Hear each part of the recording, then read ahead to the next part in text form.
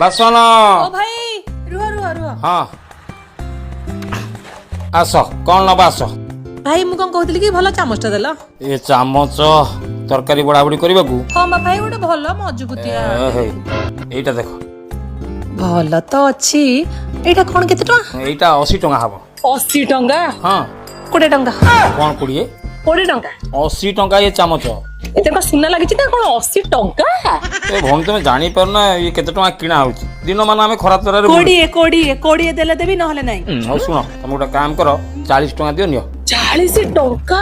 ଏ ସକାଳୁ ମୁଁ ବଇନି କରିବି କଣ ଗୋଟେ ରେଟ୍ କର ନିଅ। 25 ଟଙ୍କା। ହଉ ଦିଅ ଆଣ ଯାଅ ଆଣ ସକାଳୁ ବଇନଟା ହଉ ଆଉ।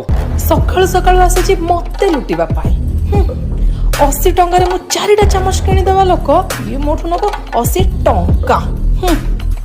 ଯାହା କୁହନ୍ତୁ ଲସ୍ ହେଇଗଲା ମୋର। ହଉ ପୁଣି ଆଉ କେତେବେଳେ ଆସିଲେ କଣଟେ ରଖିବେନି? ହଉ ହଉ। ସେତେବେଳକୁ